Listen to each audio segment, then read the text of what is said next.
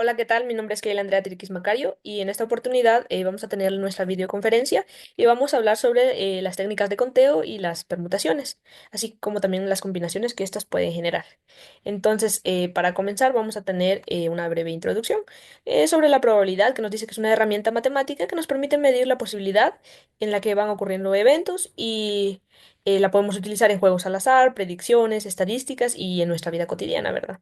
Pues ambas nos ayudan a calcular cuántas formas distintas existen para realizar elecciones o organizar elementos, sin tener nosotros que escribir todas las posibilidades de una por una, ¿verdad? Entonces, ahora lo que vamos a ver es un breve repaso de lo que vimos la semana pasada, en donde estábamos hablando sobre la fórmula de Laplace. Que nos dice que nos permite calcular la probabilidad de un suceso si todos los resultados elementales son equiprobables, que nos quiere decir que tienen la misma probabilidad. Por ejemplo, nos dice la fórmula P, que es probabilidad del evento, que es igual al el número de resultados favorables, y lo dividimos nosotros dentro del número de resultados posibles. Esto lo aplicamos en situaciones donde todos los resultados son igualmente probables, ¿verdad? Entonces teníamos un breve ejemplo acá en donde nos decía que al lanzar nosotros una moneda, tenemos dos posibles, que sería cara o cruz, y la probabilidad de sacar cara es un caso favorable, que lo dividimos sobre un resultado posible, que el otro sería igual a 1. Entonces, realizando esto, nos daba que es un 50%, que sería mitad y mitad. Eso fue lo que estábamos viendo la semana pasada. Tenemos otro pequeño ejemplo en donde decíamos que podíamos lanzar un justo de 6 caras y serían casos posibles. Son seis casos porque tiene 6 caras. Entonces, el suceso A que queremos nosotros es obtener números pares, que en este caso sería 2, 4 y 6. ¿Cuáles serían nuestros casos favorables? Serían 3 porque tenemos 2, 4, 6. Serían 3 casos probables. Entonces, para el cálculo y la probabilidad del evento, que en este caso necesitamos números pares, sería dividir 3 dentro de 6, que nos daría un total de un medio. Y resolviendo esto nos daría 0,5. Y si nosotros lo queremos en porcentaje, sería un total de el 50% de probabilidad. Esto sigue siendo de la semana pasada, solo para tener una breve introducción a lo que ya vamos a ir viendo ahora. También vimos un poco sobre ya el árbol de la probabilidad, que era un diagrama que nos muestra las etapas, ramas y resultados de un experimento, que comienza con un nodo ramificándose en eventos sucesivos. Esto es ideal para eventos dependientes donde la probabilidad de una etapa depende del anterior, como extraer sin reemplazo, ¿verdad? La suma de las probabilidades de las ramas que salen de un nudo debe ser siempre uno, normalmente vamos utilizando. Ahí tenemos una pequeña imagen. Nos dice que el principio de la multiplicación para hallar la probabilidad de una trayectoria o evento compuesto en este caso sería multiplicar la multiplicación de cada rama. En el principio de la adición, si un evento final ocurre por varias trayectorias, sumamos las probabilidades de esas ramas. Por ejemplo, tenemos aquí, si lanzamos una moneda, tenemos un medio para un lado y un medio para el otro, porque son dos opciones. Y luego un dado de 6 caras, que sería un sexto. La probabilidad de cara y 3. ¿Qué hacemos nosotros? Pues vamos a realizar la multiplicación de un medio por un sexto, que sería igual a un doceavo. Entonces, esta sería la explicación de lo que habíamos visto la semana pasada. Ahora ya vamos a las técnicas de conteo que vamos a utilizar esta vez, que serían las permutaciones, que tenemos aquí la fórmula, y tenemos de combinaciones, que también aquí tenemos la fórmula. Entonces, ya para adentrarnos más al tema, ahora sí vamos a explicar cada una de ellas. Vamos a empezar con las técnicas de conteo de combinación, ¿verdad? Entonces, el principio básico de conteo dice que si un evento ocurre de manera m, es otro evento n maneras, entonces ambos pueden ocurrir de manera que m por n maneras. Este sería una pequeña introducción. Esto lo podemos visualizar en un diagrama que vamos a tener más adelante y vamos a aprender un poco sobre ello a través de un ejemplo. Entonces nos dice, una cafetería ofrece 3 tipos de café. Tenemos americano, latte y cappuccino. Y 2 tipos de pan, que es croissant y muffin. ¿Cuántas combinaciones posibles hay? Nos hace la pregunta. Entonces, para comenzar, el primer paso es identificar los grupos, que en este caso tenemos dos, que es café y pan. En el caso del café tenemos 3 opciones y en el caso del pan tenemos también tenemos 2 opciones. Aplicamos el principio de conteo, entonces vamos a realizar lo que es la multiplicación de los cafés por los panes, que en este caso sería 3 cafés por 2 panes distintos, ¿verdad? Entonces nos daría el total de 6 combinaciones y lo podemos visualizar ya en nuestra imagen más adelante que tiene 6 combinaciones, que aquí está el tipo de café. Tenemos el americano, el latte y el capuchino. En este caso, si nos damos cuenta, tenemos 2 opciones después de esto, que sería el croissant y el muffin. En cada café va saliendo dos ramitas. Y si nos damos cuenta al contar las últimas ramas, tenemos uno, 2, 3, 4, 5, 6. Por lo tanto, sí está correcto en nuestra gráfica, ¿verdad? Entonces, solo recordando, primero lo que hicimos fue identificar eventos, que teníamos el evento uno, en este caso serían los cafés, que eran de tres tipos. El evento 2, que fue elegir el tipo de pan, que en este caso son dos. Luego ya construimos nuestra gráfica del café, en donde salen dos ramas hacia el croissant y la otra hacia el muffin.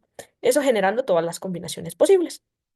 Luego ya contamos nuestros resultados, que en este caso sería el americano con el croissant, el americano con muffin, luego pasamos al latte con croissant, el latte con muffin, luego el cappuccino con croissant y el cappuccino con muffin. En total obtuvimos 6 combinaciones, si nos damos cuenta. Luego pasamos al ejemplo número 2, en donde nos dice que un estudiante puede elegir entre 4 cursos de idiomas y 3 cursos de arte, cuántas combinaciones posibles de cursos puede tomar. Entonces aquí nuevamente vamos a aplicar lo mismo que teníamos anteriormente y vamos a realizar el paso número 1, que es identificar eventos, que en este caso tenemos idiomas, que tenemos 4, y tenemos el otro evento, que es arte, que son 3 cursos para arte. Y el paso número 2 sería multiplicar cada uno de estos eventos, que sería de idiomas y arte, multiplicaríamos 4 por 3 y nos da un total de 12. El resultado entonces sería 12 combinaciones posibles de cursos, ¿verdad?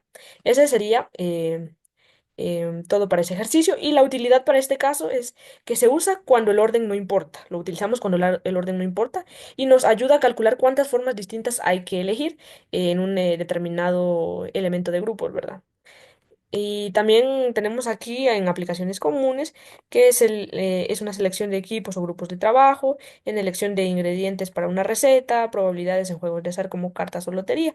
En estos casos los podemos utilizar. Ahora pasamos a lo que son las permutaciones.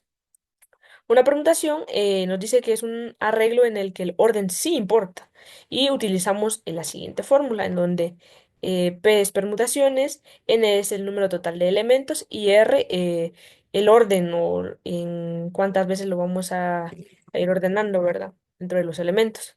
Entonces vamos a aprender primero con un ejemplo, que en este caso nos dice que en un concurso participan 5 personas. ¿De cuántas formas se pueden asignar los lugares de primer y segundo lugar?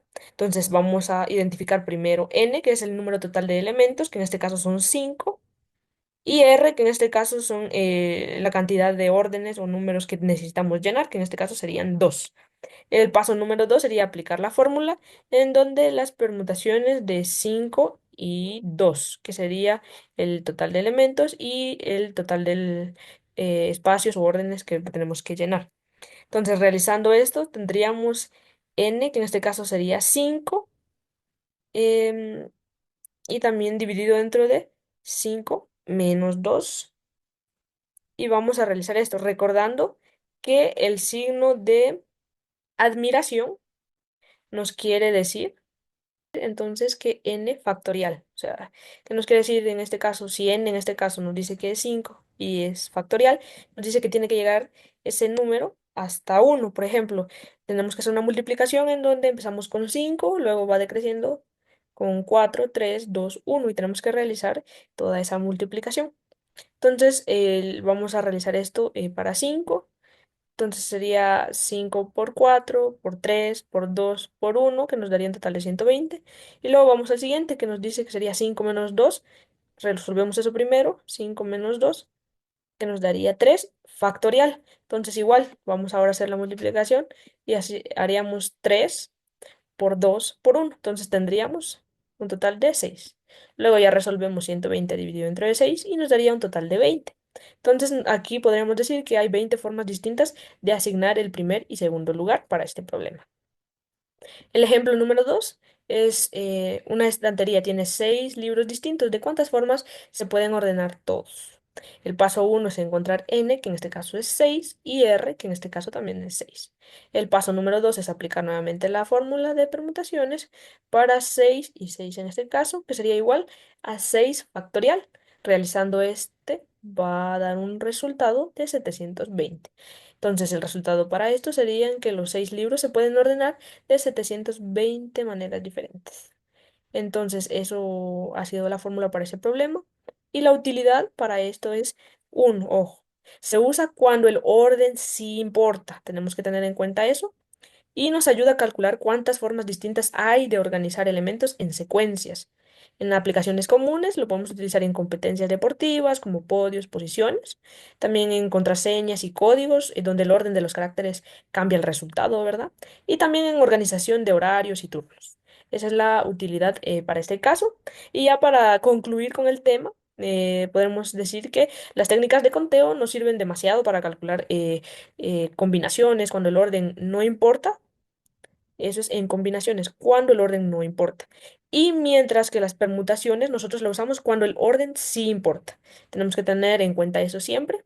Ambas son muy útiles en problemas de probabilidad, de organización de eventos y planificación. Con estos ejemplos pudimos observar cómo aplicar las fórmulas paso a paso y entender mejor la diferencia entre contar opciones y ordenar elementos. Entonces, eso ha sido todo por el día de hoy. Espero que les haya gustado. Buenas noches.